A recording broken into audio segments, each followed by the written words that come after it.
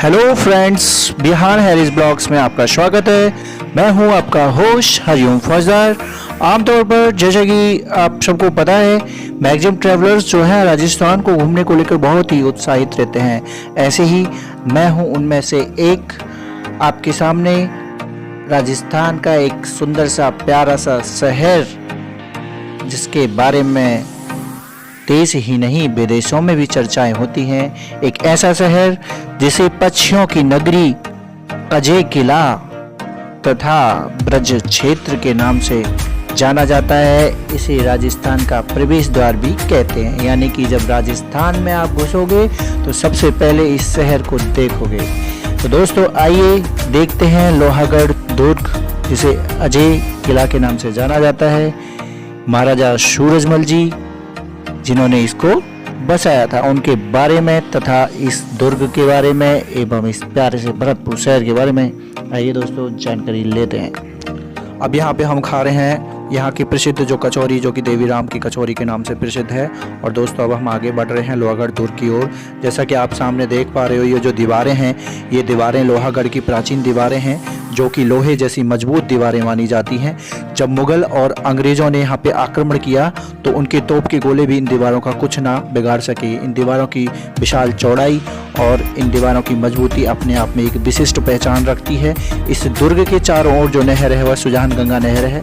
और दोस्तों, अब हम किले के दरवाजे के अंदर प्रवेश कर रहे हैं, जो कि यहाँ का प्रवेश दरवाज़ा है। इसे लोहा दरवाज़ा के नाम से भी जाना जाता है। ये दुर्ग की ओर जाने वाला रास्ता है। यहाँ पे रास्ते में भी बहुत सारे दार्शनिक स्थल पड़ते हैं। जैसा कि आप देख पा रहे हो, ये जो रास्ता साइड में आपको दिख रहा है, ये बांके बिहारी जी की परिक्रमा का मार्ग है। यहाँ से लोग परिक्रमा देते हैं श्री बांके बिहारी जी के मंदिर के लिए। और दोस्तों, जैसे कि यहाँ पे राइट साइड में आप देख पा रहे हो, जो ये दुकानें लगी हुई है, यहाँ पे तोप वाले हनुमान जी का विशिष्ट मंदिर है। और श्री बांके बिहारी जी का मंदिर भी यहाँ पे स्थित है, जो कि प्रसिद्ध मंदिर है, ऐतिहासिक मंदिर है। और जैसे कि आप देख पा रहे हो, बहुत ही सुंदर प्रतिमा यहाँ हमको दिखाई दे रही है। महाराजा सूरजमल जी की विशाल प्रतिमा है, जो कि अष्ट धातु से यहाँ पे बनी हुई है। ये किशोरी महल का चित्र है, लेकिन अभी यहाँ पे हम घूमेंगे, बाद में घूमेंगे। लेकिन सबसे पहले हम जा रहे हैं लोहागढ़ दुर्ग, क्योंकि बहुत ही उत्साहित हूँ मैं उस दुर्ग को देखने के लिए जिसको कोई भी नहीं जीत सका। एक ऐसा विशाल दुर्ग जहाँ 80 युद्ध लड़े, लेकिन 80 की 80 युद्ध महाराजा सूरजमल जी ने जीते। तो ऐसे दुर्ग को देखने के लिए चलते हैं। आइए दोस्तों, स्वागत है आपका लोहागढ़ दुर्ग में।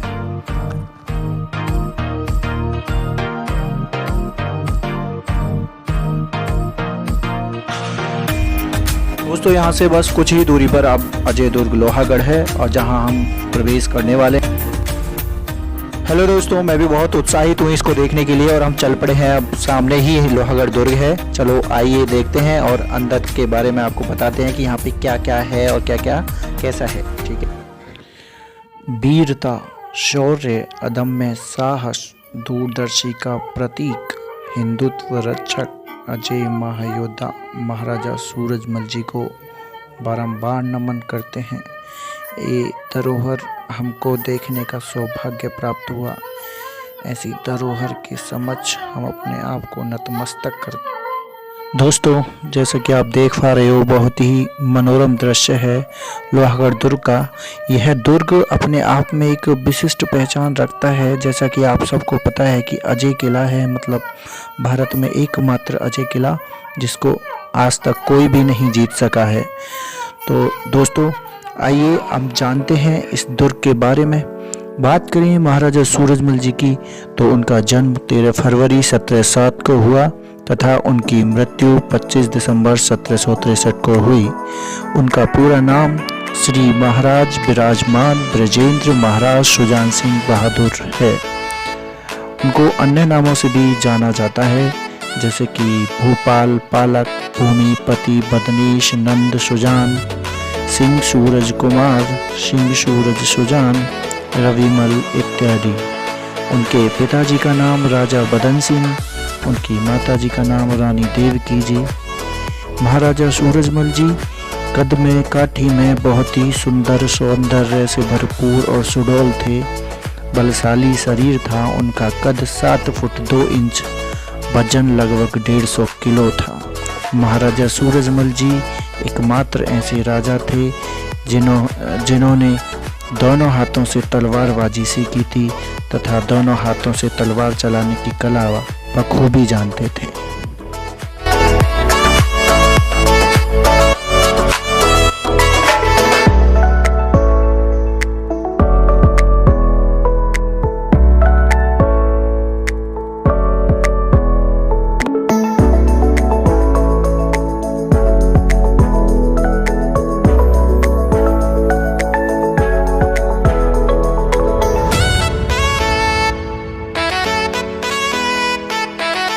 लोहागढ़ किस लिए कहते हैं इसे?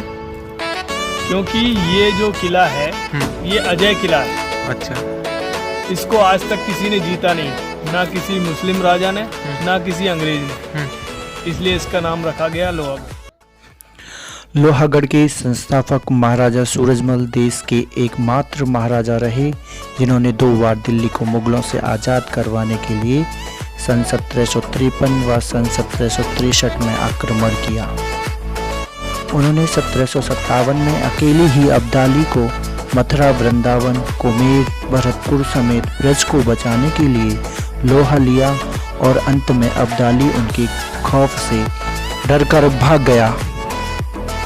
उनका राज 3 राज्यों राजस्थान, हरियाणा, उत्तर प्रदेश और राजधानी दिल्ली के बहुत बड़े हिस्से में फैला हुआ था। महाराजा सूरजमल एक ऐसे राजा थे जिन्होंने मराठों की दिल्ली जीतने में दोनों बार मदद की और 1757 में अब्दाली के विरुद्ध महाराज को स्वयं किसी से मदद न मिलने के बाद भी 1761 में पानीपत संग्राम में मराठों की मदद करने आगे आए। उनकी उचित सलाह न मानने के कारण मतभेद हुए, लेकिन फिर भी वे साथ रहे। परंतु बाहू द्वारा बंदी बनाने की साजिश रची गई तो खुद मराठों ने उन्हें जाने का आग्रह किया तो जाना पड़ा। इसके बावजूद भी महाराजा सूरजमल ने युद्ध के पश्चात हजारों मराठों, बच्चों व औरतों को शरण दी और उनकी रक्षा की। ऐसे थे महाराजा सूरजमल जिनकी गौरव गाथाओं से भारत का कण कण विद्यमान है, विराजमान है। महाराजा सूरजमल जी एकमात्र ऐसे हिंदू राजा थे जिनके राज में ऊंची आवाज में अजान देने पर भी प्रतिबंध रहा। महाराजा सूरजमल जी ने हिंदू विरोधी दुष्ट सादत खान को हराकर उसे सरेआम हिंदुओं के आगे नाक रगड़वाई थी। महाराजा सूरजमल जी के समय अलीगढ़ सावितगढ़ को जीतकर उसका नाम उन्होंने रामगढ़ रख दिया था। महाराजा सूरजमल ने अपने जीवन काल में 80 युद्ध लड़े। 80 की 80 युद्धों में वो हमेशा विजेता रहे। महाराजा सूरजमल जी ऐसे प्रथम शासक थे जिन्होंने मुगलों की पुरानी राजधानी आगरा को अपने कब्जे में कर लिया था। उन्होंने उत्तर भारत के लोगों में एक ऐसी क्रांति जगाई थी जिससे वो लोग उन्हें एक अवतारी देवता की तरह मानने लगे तथा उनकी भावनाएं एक देव रूपी भावनाओं के साथ उनके साथ जुड़ गई।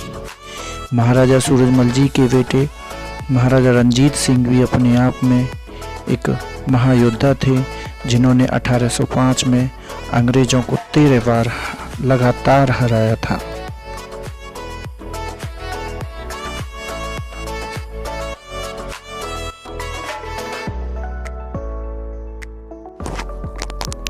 उन्होंने 1726 में सोगढ़गढ़ी पर अधिकार कर लिया, 1730 में मेंढू पर अधिकार कर लिया, 1731 में छोटी सी उम्र में ही मेवात पर उन्होंने अपना अधिकार कर लिया था। टप्पा डहरा युद्ध में मिर्जा दावर जंग ने उनकी तलवार के आगे आत्मसमर्पण कर दिया था। महाराजा सूरजमल अति बलशाली थे। उनकी तलवार ने खोरी में भी दुश्मनों पर विजय प्राप्त कर ली थी।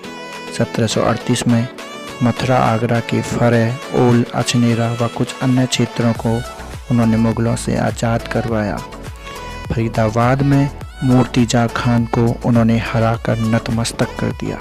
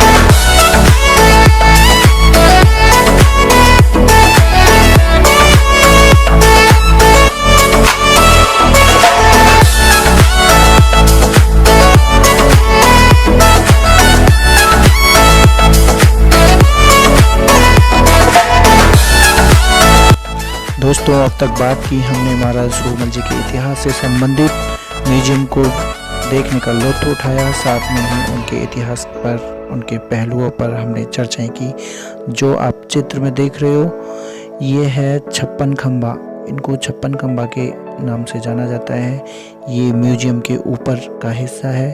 और दोस्तों, जैसा कि आप देख सकते हो, ये भरतपुर में जो लोहागढ़ दुर्ग है उसके अंदर भी बहुत सारे महल बने हुए। जो सामने आप देख पा रहे हो वो महारानी किशोरी महल है, वहाँ भी हम घूमने जाएंगे। अब दोस्तों, आ चुके हैं हम हमाम घर में।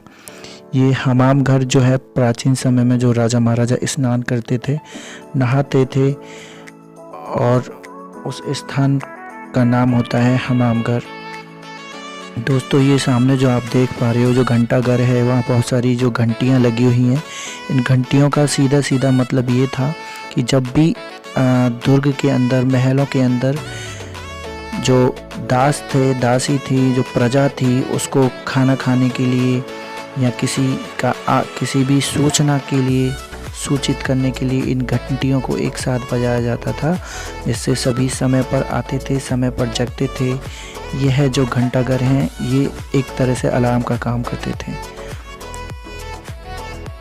दोस्तों, यहाँ पर जो छोटी छोटी जो प्रतिमाएं दिख रही हैं, ये जो प्रतिमाएं हैं विभिन्न शिलालेखों से प्राप्त हुई हैं, खुदाई में प्राप्त हुई हैं, पुरातत्व विभाग द्वारा यहाँ पर रखी गई हैं। इनका ही अपने आप में विशिष्ट महत्व है। खोजकर्ताओं द्वारा इन पर भी रिसर्च किए गए हैं, जो कि भरतपुर के खुदाई में, भरतपुर के विभिन्न स्थलों पर यह प्राप्त हुए हैं। ये जो प्रतिमाएं हैं इनकी उत्कृष्ट कलाकृति है। इसको देखकर भी पहचाना जा सकता है कि प्राचीन टाइम के जो कारीगर थे वो कितने कलाकार थे, किस तरह से वह आकृतियाँ बनाते थे। यह सभी जो आकृति इसमें दर्शाई गई हैं म्यूजियम के अंदर, यह सभी प्राचीन टाइम की अलग अलग सभ्यताओं से प्राप्त अलग अलग शिलालेख हैं। तो दोस्तों, जैसा कि आपको हमने बताया, जो महाराजा सूरजमल जी थे बहुत ही अति शक्तिशाली, बलशाली एवं महायोद्धा थे, जिसके कारण मुगल एवं अफगानों के अंदर डर व्याप्त था। एक दिन महाराजा सूरजमल जी 25 दिसंबर 1763 को वीरगति को प्राप्त हो गए। हिंडौन नदी के किनारे वो टहल रहे थे। झाड़ियों के पीछे छुपे मुगल अफगान सैनिकों ने पीछे से गोलियों की बौछार कर दी और धोखे से महाराज की हत्या कर दी गई। यह दिन अपने आप में एक अमर हो गया, क्योंकि इस दिन एक महापुरुष, महायोद्धा बलिदानी हो गए। ऐसे महाराजा सूरजमल जी के चरणों में बारंबार नमन करते हैं।